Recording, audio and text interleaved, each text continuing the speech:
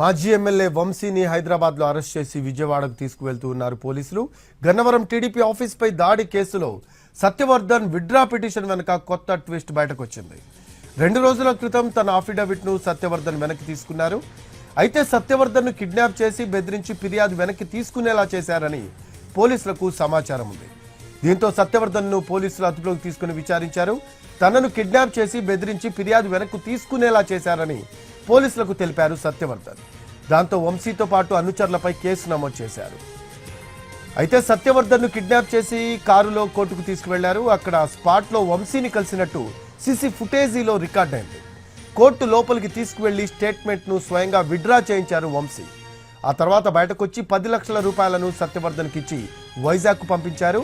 అక్కడి నుంచి వంశీ నేరుగా హైదరాబాద్కు వచ్చినట్టు పోలీసులు గుర్తించారు. తన కొడుకు కనిపించడం లేదని సత్యవర్ధన్ తల్లి పోలీసులను ఆశ్రయించారు. ఆ మేరకు కేసు నమోదు చేసుకున్న పట్టమట పోలీసులకు కోర్టు దగ్గర సీసీ ఫుటేజ్లో వంశీని కలిసినట్టు గుర్తించారు. మరోవైపు వైజాగ్లో సత్యవర్ధన్ను అదుపులోకి తీసుకుని విజయవాడ తీసుకొస్తున్నారు. సత్యవర్ధన్ తల్లి ఫిర్యాదుపై పట్టమట్టలో కేసు నమోదు చేశారు పోలీసులు. వంశీపై కిడ్నాప్ బెదిరింపుల కేసు నమోదు చేసి అరెస్ట్ చేశారు పోలీసులు.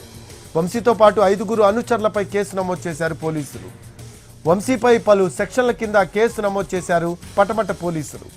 పోలీస్ స్టేషన్లో 86/2025 వంశీపై ఎఫ్ఐఆర్ నమోదు చేశారు. బిఎన్ఎస్ సెక్షన్ 140, 308, 351 రెడ్ విత్ 3/5 సెక్షన్ల కింద కేసు నమోదు చేశారు.